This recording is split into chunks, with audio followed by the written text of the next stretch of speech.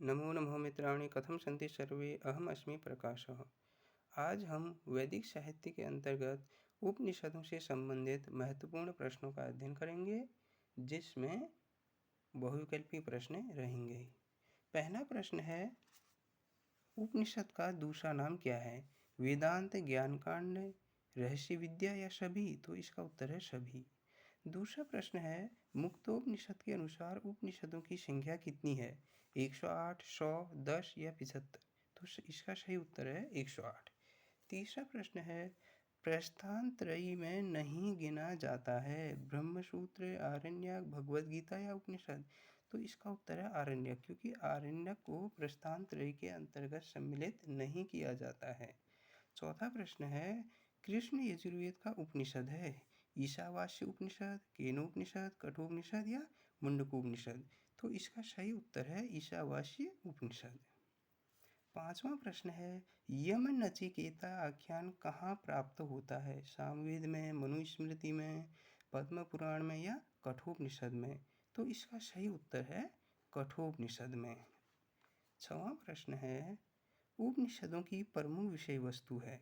दर्शन, विधि, राज्य या सामाजिक ढांचा? तो इसका सही उत्तर है दर्शन। सातवां प्रश्न है, तमसो माँ ज्योतिर्गमय यह मूल रूप से कहाँ मिलता है? स्मृति में, उपनिषद में, पुराण में या गीता में? तो इसका सही उत्तर है उपनिषद में। आठवां प्रश्न है, भारतीय संस्कृति में कितने संस्कार हैं? 5, 10, 15 या 16? इसका सही उत्तर है 16। नवां प्रश्न है, भारत के राष्ट्रीय प्रतीक पर अंकित सत्यमेव जयते कहाँ से लिया गया है? गीता से, मत्स्य पुराण से, मुंडकोपनिषद से या मांडुक्योपनिषद से? तो इसका सही उत्तर है मुंडकोपनिषद से।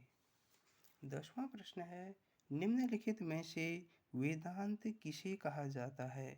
गीता, पुराण, उपनिषद या धर्मशास्त्र?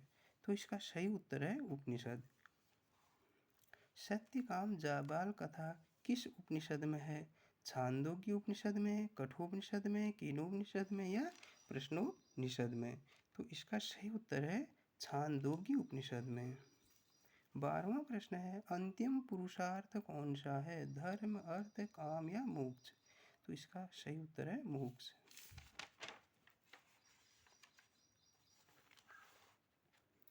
13वां प्रश्न है, केनोपनिषद में सर्वप्रथम शब्द है अर्थ केन, उप या यह? तो इसका सही उत्तर है केन। 14वां प्रश्न है, कठोपनिषद में शरीर को क्या कहा गया है? रथ, जीव, आत्मा या सारथी? तो इसका सही उत्तर है रथ। 15वां प्रश्न है, प्रश्नोपनिषद के अनुसार सर्वश्रेष्ठ है अग्नि, प्राण, जल या वायु? तो इसका सही उत्तर है प्राण। वेदांत कहा जाता है स्मृति को, संहिता को, उपनिषद को या पुराण को? तो इसका सही उत्तर है उपनिषद को।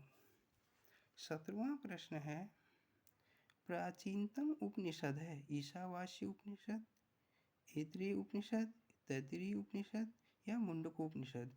तो इसका सही उत्तर है ईशावास्य उपनिषद। 18वां प्रश्न है, कठोपनिषद कितनी वल्लियों में विभाजित है? 2, 4, 6 या 8? कठोपनिषद में 2 अध्याय हैं और प्रत्येक अध्याय में 3 वल्ली हैं। तो कठोपनिषद में कितनी वल्लियां हैं? तो टोटल 6 वल्लियां हैं। वेदांत शब्द का प्रयोग सबसे पहले किस उपनिषद में हुआ है? मुंडकोपनिषद में, मांडुक्योपनिषद में, कठोपनिषद में या केनोपनिषद में? तो इसका सही उत्तर है मुंडकोपनिषद में। 20वां प्रश्न है, कठोपनिषद में अध्याय हैं 1, 2, 3, 4? तो इसका सही उत्तर है 2। 21वां प्रश्न है, उत्तिष्ठत जागृत प्राप्य वरान्यबोधत यह सूक्ति किस उपनिषद की है?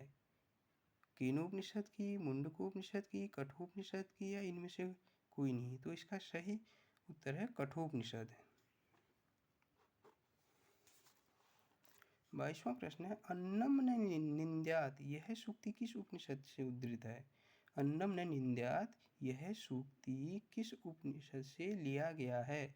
कठोपनिषद से, तैत्तिरीय उपनिषद से, मुंडकोपनिषद से या केनोपनिषद से। तो इसका उत्तर है तैत्तिरीय उपनिषद से। सामवेदी उपनिषदों की संख्या है 32, 16, 31 या 30। तो इसका सही उत्तर है 16। परा एवं अपरा विद्या का विवेचन निम्न उपनिषद में किया गया है। कठोपनिषद में, केनोपनिषद में, प्रश्नोपनिषद में या मुंडकोपनिषद में। तो इसका सही उत्तर है मुंडक यानी मुंडकोपनिषद में। केनोपनिषद का उद्गम है ऋग्वेद, यजुर्वेद, सामवेद या अथर्ववेद। तो इसका सही उत्तर है सामवेद में। बृहदारण्यक उपनिषद को कितने कांडों में विभक्त किया गया है। 2, 3, 4 या 6। तो इसका सही उत्तर है 3। इसका दूसरा विकल्प सही हो जाएगा। छांदोग्य उपनिषद के कौन से अध्याय को भूमा दर्शन कहा जाता है। प्रथम अध्याय को, तृतीय अध्याय को, पंचम अध्याय को या सप्तम अध्याय को। तो इसका सही उत्तर आ जाएगा चौथा यानी कि सप्तम अध्याय को। उपनिषद शब्द में धातु है सद धातु, गम धातु, पठ धातु या पा धातु। तो उपनिषद शब्द की व्युत्पत्ति उप धन नी धन सदृली धन क्विप। तो यानी कि क्विप उप प्लस नी प्लस सदृली धातु प्लस क्विप प्रत्यय से हो। तो इसमें उपसर्ग है, नी उपसर्ग है, सदृली धातु है और क्विप प्रत्यय है। तो सद धातु है। ओम का वर्णन मिलता है किस उपनिषद में मिलता है। छांदोग्य उपनिषद में, केनोपनिषद में, मुंडकोपनिषद में या उपयुक्त कोई नहीं। तो ओम का वर्णन छांदोग्य उपनिषद में मिलता है। तद तुम असी वाक्य किस उपनिषद का है। छांदोग्य उपनिषद का, केनोपनिषद का, मुंडकोपनिषद का या उपयुक्त में से कोई नहीं। तो तद तुम असी वाक्य यह छांदोग्य उपनिषद में मिलता है। तो आज के लिए इतना ही। धन्यवाद।